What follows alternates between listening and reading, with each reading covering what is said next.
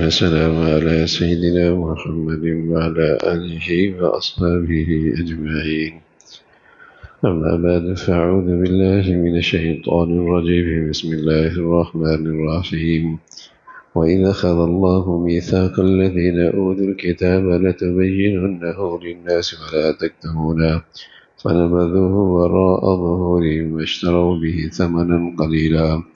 جبکہ اللہ تعالیٰ نے اہل کتاب سے یہ عہد لیا کہ اس کتاب کو عام لوگوں کے سامنے ظاہر کر دینا، اس کو پوشیدہ مت کرنا، سو ان لوگوں نے اس بات کو اپنے پس پش پھینک دیا۔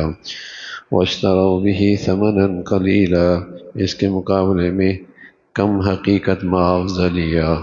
فبئس ما یشترون، سو بری چیز ہے جس کو وہ لکھ رہے ہیں۔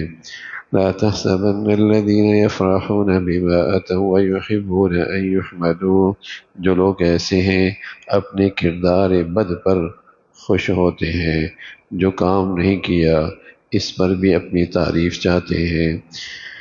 ويحبون أن يحمدوا بما لم يفعلوا فلا تحسبنهم بمفازة من العذاب، ایسے شخص کو ہرگز مت خیال کرو کہ وہ خاص طور پہ عذاب سے بچاؤ میں رہیں گے۔ وَلَهُمْ عَذَابٌ أَلِيمٌ، ان کے لیے دردناک عذاب ہے۔ اہل کتاب کی جنہیں اللہ نے پہلے آسمانی کتاب دی، ان کی بدعہدی کا تذکرہ ہے کہ اللہ سے عہد کرتے تھے لیکن پھر اس عہد کو فراموش کر دیا کرتے تھے۔ اللہ سے عہد کیا کہ اللہ کی بتائی ہوئی سچائی وہ لوگوں کے سامنے ظاہر کریں گے اور حق بات کو چھپائیں گے نہیں، لیکن اس عہد کو پورا نہیں کیا۔ قرآن مجید میں یہ مسلمانوں کے لیے بھی پیغام ہے کہ تم نے بھی اللہ سے عہد کیا ہے، لا الہ الا اللہ محمد رسول اللہ، یہ بھی ایک عہد نامہ ہے، یہ بھی ایک عہد نامہ ہے کہ جس میں مسلمان اس کلمے کے ذریعے اللہ سے عہد کر رہا ہوتا ہے۔ یہ بھی ایک عہد نامہ ہے، اور یہ اس عہد نامے کا عنوان ہے کہ پوری زندگی لا الہ الا اللہ محمد رسول اللہ اس عہد کے تحت گزارے گا، اور حق کو حق مانے گا، حق کو حق مانے گا، اور سچ کو سچ مانے گا، اور باطل کو باطل سمجھے گا، اور باطل کی زندگی سے اپنے آپ کو دور رکھے گا۔ ایک عہد نامہ ہے۔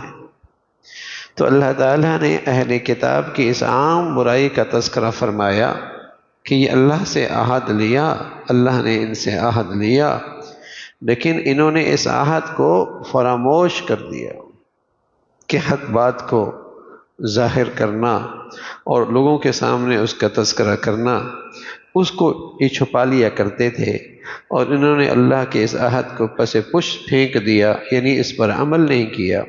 اور یہ سب کچھ کیوں ہوا؟ دنیاوی اغراض کی خاطر۔ پیارے رسول صلی اللہ علیہ وسلم فرمایا کرتے تھے میری امت میں بھی ایسے حالات آئیں گے، ایسے حالات آئیں گے کہ یہ دنیا کے تھوڑے سے ساز و سامان کے خاطر اپنا دین دے بیٹھیں گے،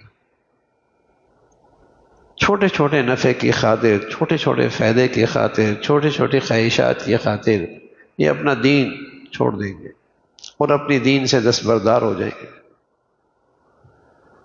تو یہ برائی اللہ کے نبی صلی اللہ علیہ وسلم نے بتلایا کہ اس امت کے اندر بھی دینی لحاظ سے، ایمانی لحاظ سے ایسا انحطاط آئے گا اور ایسی کمزوری آئے گی کہ اتنی بڑی دولت ایمان دین جیسی زندگی اس کو معمولی دنیاوی ساز و سامان اور اس کے نفع کے خاطر یہ دے بیٹھیں گے۔ تو اللہ تعالیٰ بتا رہے کہ انہوں نے بھی اس عہد کو فراموش کیا اور اس عہد کو نظر انداز کیا، تھوڑا سا سامان دیا، تھوڑا سا نفع کمایا، اور جو یہ کچھ لے رہے ہیں بہت بری چیز ہے۔ بظاہر تو آدمی کو فائدہ ہو رہا ہوتا ہے، لیکن وہ نہیں سمجھتا ہے کہ اس فائدے کے سامنے پیچھے اس کے پیچھے کیا اس میں زہر ہے، کیا اس کا نقصان ہے، اس کے پیچھے کیا ہلاکت چھپی ہوئی ہے۔ فرمایا اس میں ان کے لیے خیر نہیں ہے، اور یہ خیال کرتے ہیں کہ وہ اپنی اس بد کرداری پر خوش ہیں کہ جو انہوں نے کام نہیں بھی کیے ان کاموں پر بھی ان کی تعریف ہو۔ ہیں تو حق پرست نہیں، لیکن خواہش ہے کہ لوگ ہمیں حق پرست کہیں، ہمیں حق پرست کہیں۔ ایسے ہیں نہیں، لیکن چاہتے ہیں کہ ان کاموں پر بھی ان کی تعریف ہو جو انہوں نے نہیں کیے۔ اپنے لیے تعریف چاہتے ہیں ان کاموں پر بھی جس سے ان کا دور دور سے کوئی تعلق نہیں، بڑی قربانی دی ہے دین کے خاطر، بڑے مخلص ہیں یہ اسلام کے لیے، اور یہ بڑے ہی وفادار ہیں اس ملک کے، تو چاہتے ہیں کہ تعریف ان کی ہو، اور اس زندگی پر اور ان کاموں پر جس کا ان سے کوئی تعلق بھی نہیں ہے۔ اور فرمایا کہ مت خیال کرو کہ یہ لوگ اللہ کے عذاب سے بچ جائیں گے، بلکہ ان کے لیے دردناک عذاب ہے۔ اس عہد شکنی کی اور اس نفاق کی سزا بھی اللہ کے ہاں بڑی دردناک ہے۔ اللہ تعالیٰ اپنے کی ہوئی عہد کی پاسداری نصیب فرمائے، عمل کی توفیق نصیب فرمائے۔ اللہم لک الحمد کلو ولک الشکر کلو، اللہم انا علی ذکرک وشکرک وحسن عبادتک، نستغفر اللہ ونتوب الیک، سبحان ربک رب العزة عما یصفون وسلام علی المرسلین والحمد